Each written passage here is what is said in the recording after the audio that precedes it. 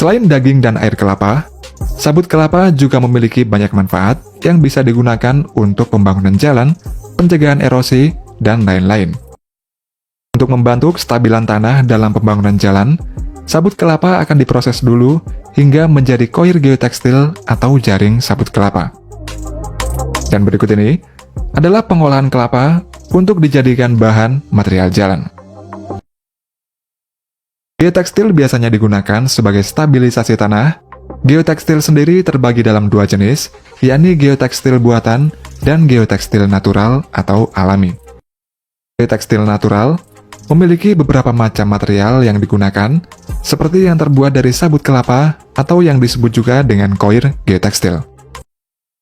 Untuk membuat koir geotekstil, memerlukan beberapa proses. Yang pertama adalah membuat tali sabut kelapa terlebih dahulu.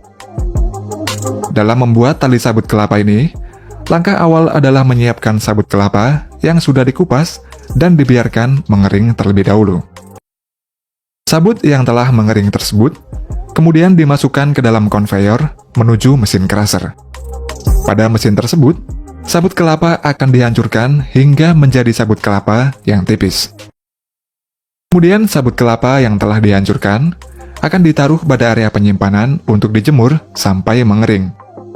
Setelah mengering, sabut-sabut kelapa dimasukkan lagi ke dalam konveyor menuju mesin pengurai sabut kelapa, dan mesin pengurai sabut ini berbentuk silinder dengan banyak paku-paku tajam yang mengelilinginya. Di dalam mesin pengurai sabut kelapa, sabut akan diurai sampai menjadi serat-serat yang bersih dari kotoran. Ketika selesai, nantinya serat akan dimasukkan ke dalam mesin pemintal. Dengan mesin tersebut, serat sabut kelapa akan dipintal menjadi tali sabut kelapa, dan agar mempermudah penyimpanan, tali sabut kelapa akan diproses lagi ke mesin penggulung, yang kemudian menjadi tali sabut kelapa yang berupa gulungan-gulungan. Dalam membuat tali, juga bisa dibuat dengan cara konvensional, yakni serat sabut kelapa akan dibawa oleh para pekerja. Setelah itu, serat akan dimasukkan pada mesin pemintal sabut kelapa. Mesin pemintal ini juga digerakkan secara manual oleh seorang pekerja dengan cara diputar.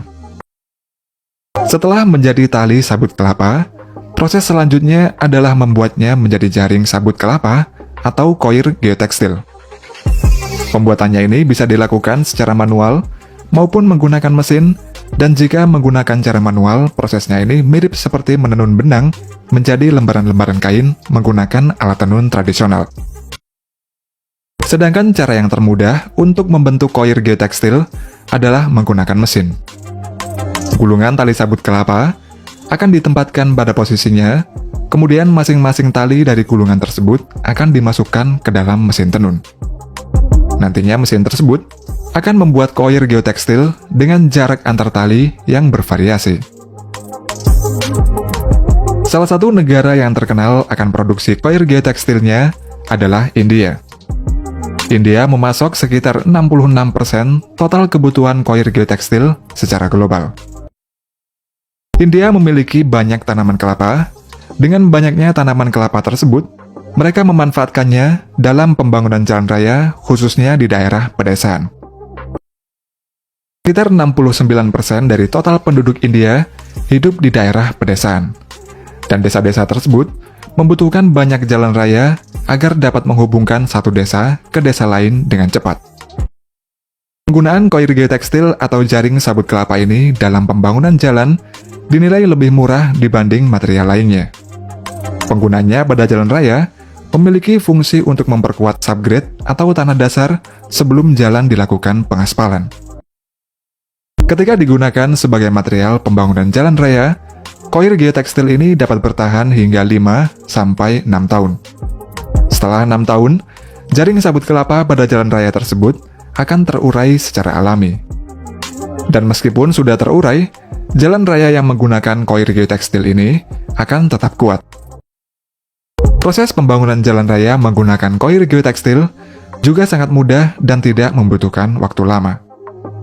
Lapisan tanah dasar yang sudah disiapkan kemudian akan dibadatkan secara merata menggunakan mesin kompaktor. Selanjutnya, lapisan tanah dasar akan dianalisa kepadatannya. Jika hasil pemadatannya ini belum maksimal, maka akan dipadatkan lagi.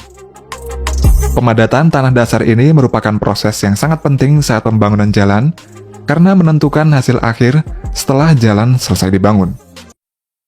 Ketika pemadatan telah selesai dilakukan, selanjutnya di atas tanah dasar diberi beberapa gulungan koir geotekstil. Para pekerja akan membentangkan koir geotekstil secara merata. Kemudian koir geotekstil yang sudah dibentangkan tersebut akan dicek untuk melihat kerapian dari penataan koir geotekstil tersebut. Selanjutnya pada tiap ujung dan sambungan koir geotekstil akan diberi penjepit khusus agar tetap stabil dan tidak bergerak. Sedangkan untuk bagian koir geotekstil yang tersisa akan dilipat dan diikat dengan rapi. Serta bagian sambungan antara jaring juga diikat dengan jarak yang telah ditentukan. Proses selanjutnya adalah menimbun koir geotekstil dengan material lapisan subbase menggunakan alat berat. Setelah ditimbun, mereka akan meratakan lapisan tersebut, kemudian lapisan ini akan dipadatkan dengan kompaktor. Lapisan dari jalan ini sangatlah banyak. Mereka juga memberi tanah kerikil di atas lapisan subbase. Di atas bebatuan kerikil tersebut, kemudian diberi batuan dengan ukuran-ukuran kecil yang berfungsi menutup lubang pori-pori. Setelah itu, mereka akan melakukan proses pemadatan lagi. Setelah padat, lapisan kemudian diberi binder earth, lalu disiram dengan air dan dipadatkan lagi sampai rata. Nantinya ketika selesai, jalan tersebut akan dibiarkan selama beberapa hari agar mengering. Setelah mengering, di atas jalan kemudian diberi bebatuan dengan ukuran yang agak besar. Kemudian ditambah lagi dengan bebatuan ukuran kecil pada pori-porinya. Selanjutnya adalah melakukan penyiraman dengan bitumen emulsion yang dilanjutkan dengan prime coat dan juga tack coat. Kemudian proses terakhir adalah pengaspalan jalan.